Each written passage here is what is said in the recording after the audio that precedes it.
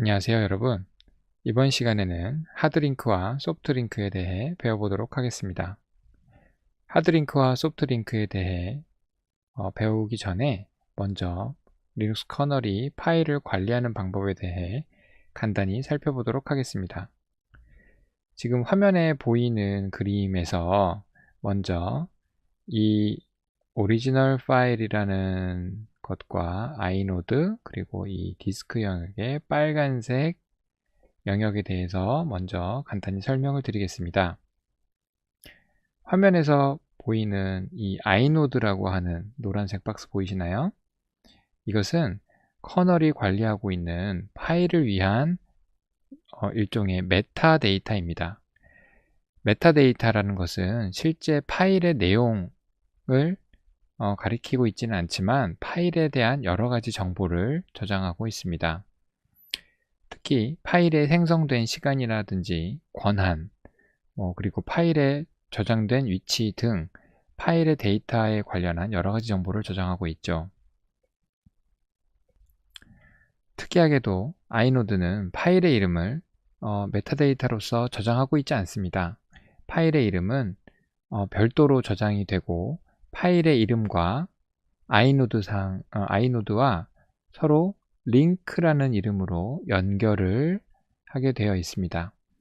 그래서 우리가 예를 들어 오리진 파일이라고 하는 하나의 파일을 만들었을 때 실제로 오리진 파일이라는 파일 이름이 있고 그 파일에 해당하는 아이노드가 하나 있고요. 그 오리진 파일이라는 이름과 아이노드가 서로 링크로 연결이 되어 있습니다.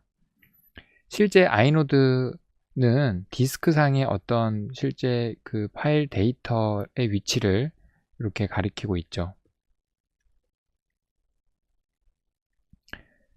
자, 이제부터 본격적으로 하드링크와 소프트링크에 대해 알아보도록 하겠습니다.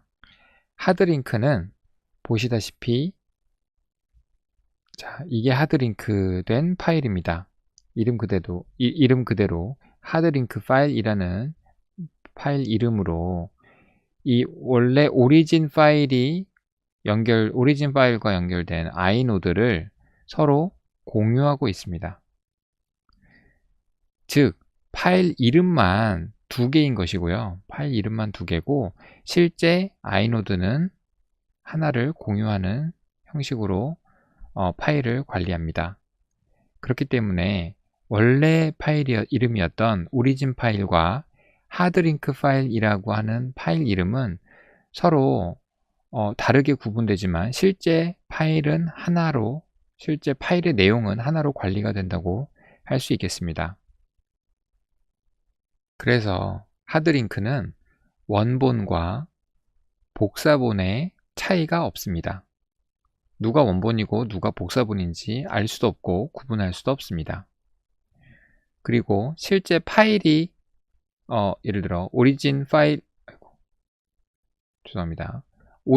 파일이라는 파일이 지워진다 하더라도 하드링크 파일이라는 파일이 남아있다면 실제 이 파일은 삭제되지 않습니다. 그리고 하드링크 파일이라는 파일로 접근을 해서 실제 파일의 내용을 수정을 한다면 그 내용은 오리진 파일 쪽으로 접근을 해도 수정된 내용이 동일하게 보이게 되어 있습니다. 반면 소프트링크 파일, 심링크 파일은 하드링크와는 좀 다른 모습을 하고 있습니다. 소프트링크 파일은 그 파일 자체의 아이노드를 별도로 관리하고 있습니다. 따라서 디스크의 어떤 영역에 따로 저장이 되겠죠. 일반적인 파일과 동일한 모습입니다만 실제 이 소프트링크 파일이 가지고 있는 내용이 어떤 다른 파일의 위치를 가리키고 있다는 점에서 하드링크와는 구분이 됩니다. 윈도우즈에서 바로가기가 바로 이 소프트링크와 같은 구조라고 생각하시면 되겠습니다. 그래서 하드링크와 소프트링크가 서로 비슷한 점도 있고 다른 점도 있죠. 그래서 종종 하드링크와 소프트링크를 서로 비교하게 되는데요. 그래서 차이점을 따로 정리를 했습니다. 하드링크는 소프트링크에 비해서 일단 처리 속도가 빠릅니다. 하드링크의 경우에는 일반 파일처럼 파일 이름 다음에 링크로 아이노드가 연결이 되고 아이노드가 실제 디스크상의 파일 데이터로 연결이 되죠.